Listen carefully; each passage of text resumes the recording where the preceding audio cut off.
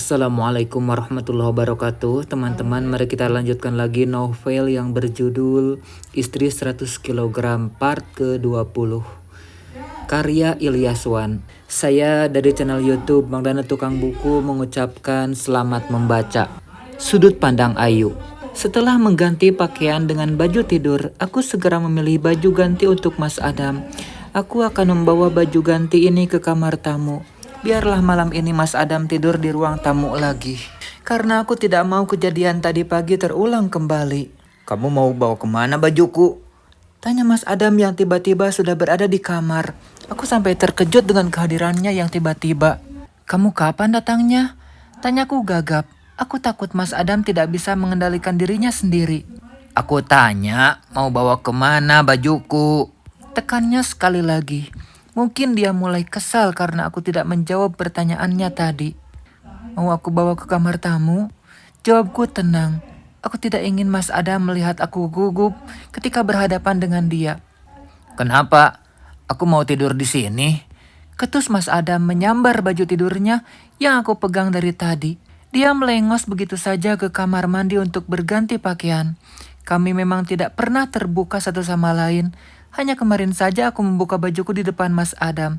Itu juga ada crop top. Kenapa masih berdiri di situ? Gak tidur kamu? Tanyanya setelah keluar dari kamar mandi. Tidur? Ketusku kemudian aku mengambil selimut dan bantal. Sebaiknya aku tidur terpisah. Aku memutuskan untuk tidur di sofa kamar. Biarlah dia tidur di atas tempat tidur. Kamu tenang aja. Aku gak bakal nyentuh kamu kok. Ucap Mas Adam yang seakan mengerti ketidaknyamananku. Siapa tahu setan merayu. Setan gak akan ngerayu. Kalaupun dia berhasil ngerayu aku buat nyentuh kamu, dia bakalan dapat pahala. Ingat, kita masih suami istri. Ya biar dia gak dapat pahala, makanya aku tidur pisah. Lagian selama ini juga kita tidur pisah kan, seruku. Terserah. Setelah mengatakan itu, aku dan Mas Adam sama-sama tidur. Tapi aku sama sekali tidak bisa memejamkan mata. Entah mengapa aku selalu memikirkan bagaimana aku mengambil keputusan. Mungkin lebih baik aku pisah dengan Mas Adam. Lagian dia sudah bersama dengan Claudia cukup lama. Aku juga harus bisa mencintai diriku sendiri agar orang lain bisa menghargai perasaanku. Ret, ponselku bergetar. Tanda ada panggilan masuk. Aku segera bangkit, berjalan dan mengambil ponsel yang aku simpan tadi di atas nakas. Ternyata yang nelpon Danis. Pasti dia memberi kabar jika dia memang sudah sampai. Aku segera menggeser tombol hijau agar panggilan terhubung. Halo, assalamualaikum. Waalaikumsalam. Kamu udah tidur ya? Tanya Danis setelah menjawab salam dariku. Kulihat Mas Adam membuka matanya dan melihat ke arahku. Mungkin dia penasaran siapa yang menelponku tengah malam begini. Rencananya mau tidur sih. Kamu udah sampai? Tanyaku balik tanpa menghiraukan Mas Adam yang beberapa kali menggeliat di atas tempat tidur. Udah, baru aja. Kemudian aku memilih keluar untuk bicara sama Danis. Dia bilang kalau tadi dia lupa memberikan aku beberapa kapsul obat untuk menurunkan berat badan. Karena aku harus menurunkan sekitar 7 kilo lagi. Aku memilih untuk diet mandiri dari rumah. Karena tidak mungkin aku akan menginap lagi di sana. Rencananya besok aku akan ke rumah papa dan mama. Pasti mereka syok melihat perubahanku. Kulihat Mas Adam ikut keluar dari kamar. Dia menuju ke dapur untuk minum. Aku bisa melihat aktivitas yang dia lakukan karena memang ruang dapur dengan ruang keluarga dekat. Prang! Sepertinya Mas Adam menjatuhkan gelas kaca. Aku segera berlari ke dapur untuk melihat apa yang terjadi. Bentar ya Danis, besok aku hubungi lagi. Pamitku pada Danis di telepon. Ya ampun Mas, kamu ngapain? Tanyaku pada Mas Adam yang sedang memungut beling di lantai dapur. Makan beling, kamu mau? Jawabnya ketus.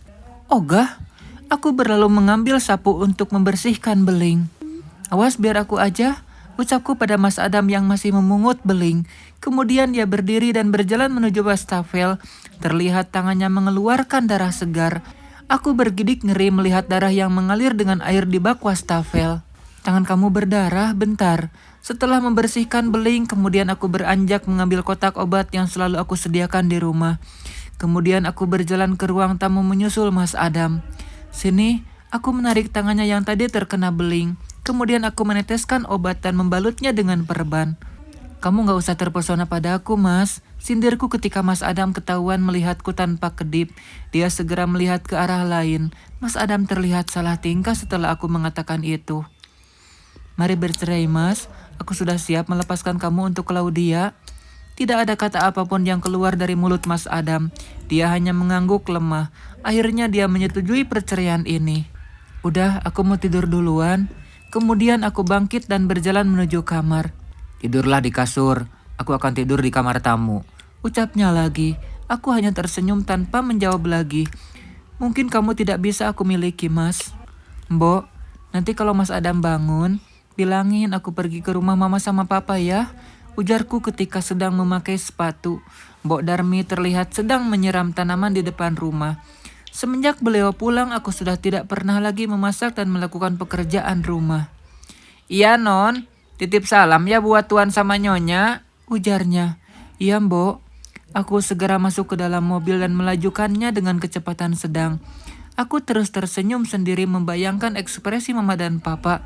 Aku juga akan memberitahu masalah Mas Adam pada Mama dan Papa, agar mereka bisa membantuku untuk bercerai dengan Mas Adam.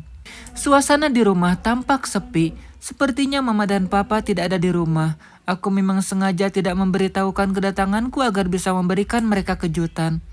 Assalamualaikum, Ma. Waalaikumsalam. Mama di dapur. Terdengar suara Mama di dapur. Aku segera ke sana untuk melihat aktivitas yang sedang Mama lakukan. Mama lagi apa? Tanyaku saat sudah sampai di dapur. Lagi masak rendang, kesukaan kamu. Mama menjawab tanpa melihat ke arahku. Dia terus saja mengaduk-ngaduk rendang yang dimasaknya. Ada tamu ya, Ma? Ucap Papa yang baru saja datang. Memang Papa melihatku dari belakang karena aku memang duduk menghadap ke arah Mama yang sedang memasak. Ayo, seru Papa ketika aku membalikkan badan. Ekspresi wajah Papa sulit untuk aku jelaskan. Mulutnya membulat saat melihatku. Persis seperti sewaktu Mas Adam melihat ke arahku. Iya, ini aku pasti, ucapku berdiri dan lari ke pelukan Papa yang sudah merentangkan tangannya. Mama terlihat syok melihat tingkah kami berdua. Tampang Mama juga tidak kalah lucu dari Papa. Mama sampai menepuk-nepuk pipinya sendiri untuk memastikan jika ini bukanlah mimpi. Aku turun dari gendongan Papa dan segera berlari ke arah Mama. Aku memeluknya erat. Rasanya sudah lama sekali aku tidak memeluk mereka. Kamu, Ayu, anakku, tanya Mama yang membuatku kesal. Mama tidak kenal lagi sama anak sendiri, tanyaku kesal dengan memonyongkan bibir. Ya Allah, Mama gak nyangka diet kamu berhasil. Mama udah pasrah waktu Mbok Darmi bilang mau pergi ke diet selama... Mama udah pasrah waktu Mbok Darmi bilang mau pergi diet selama 2 bulan. Ujar Mama memelukku erat. Kemudian kami larut dalam cerita. Aku menceritakan pengalaman dietku selama 2 bulan. Papa dan Mama sampai menangis tertawa mendengar aku bercerita hampir kabur dari tempatnya Danis.